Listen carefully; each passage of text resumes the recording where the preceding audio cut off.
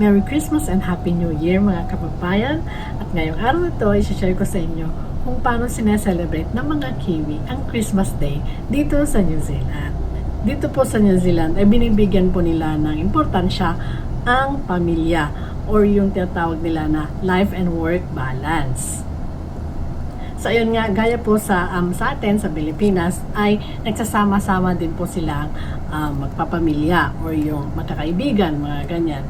At nagluluto din sila ng mga pagkain, pero pag ikinumpara mo yung mga pagkain nila sa atin sa Pilipinas ay ibang-iba po. Isa sa mga pagkain na hinahanda ng mga Kiwi kapag Christmas ay ang ham. Amazing, di ba? So ayan, kung para sa atin sa Pilipinas ay lechon o kaya lechon manok, mga ganon. Sa kanila ay ham naman. Pero minsan meron din silang mga parang lechon manok din, pero yung parang roasted na chicken. Ganon. So parang rin siyang lechon manok. For example, the reason why Please help yourself. Alright, what have we got? These are more jalapeno poppers. they basically employ Tapos mga salad, mga ganon, at mga fruit salad, mga ganon. Ang fruit salad po nila dito sa New Zealand ay yung minix-mix lang siya na chop na prutas. May strawberry, may pineapple, may melon or watermelon, ano pa yun? Meron ding blueberries, mga ganon. Pero wala siyang gatas. Meron din po silang mga kiwi dessert na sineserve.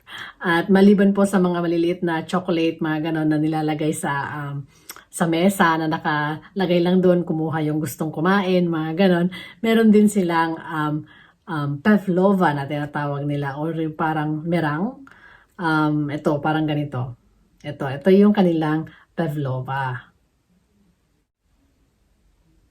Isa pa pong specialty ng aking biyanan ay ang kasata or yung ice cream na layer-layer yung pagkakagawa, ganon. Pero basta yung tawag nila na kasata ice cream.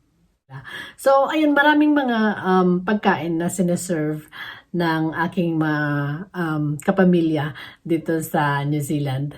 At hindi ko siya maisa-isa kasi maraming mga maliliit na mga pagkain na nakaserve lang dun sa mesa.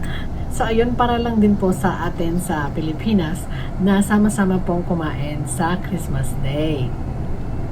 So dito po sa New Zealand, kapag Christmas or December ay summer na po dito. Kaya naman hindi po White Christmas ang selebrasyon dito sa New Zealand. So ito po ay summer Christmas. So dito po mostly yung mga tao doon po sila sa beach nag-celebrate ng kanilang Christmas. So kinabukasan po ng Christmas, which is 26, ay holiday din po kasi Boxing Day po na tinatawag nila. So yun, magkakasunod po yan na holiday. Kapag Christmas po, parang hindi pa po ako nakakita ng fireworks sa Christmas. Pero sa New Year po, may mga fireworks po dito sa New Zealand. Pero hindi siya kagaya ng Pilipinas na bonggang-bongga.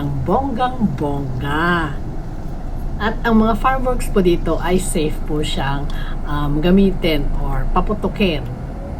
So yan lamang po yung aking video for today at sana po nagkaroon kayo ng idea kung paano sineselebrate ng mga Kiwi ang Christmas Day dito sa Kiwiland or New Zealand.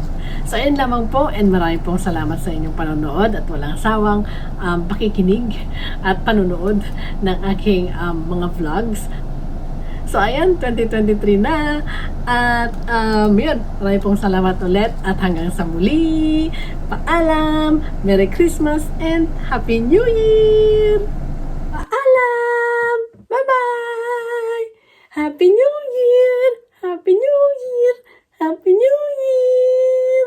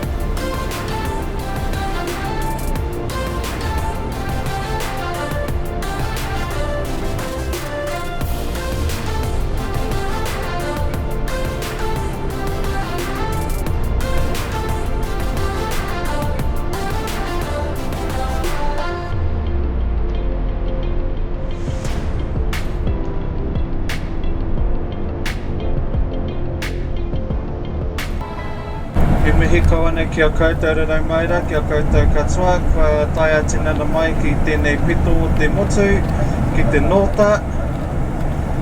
Haramaira, ki runga i tēnei o ngā hīkoinga, ia tāta e hiki i hoana ki tāmaki makaurau, tō tātou tūnga whakamutunga o tēnei hīkoinga.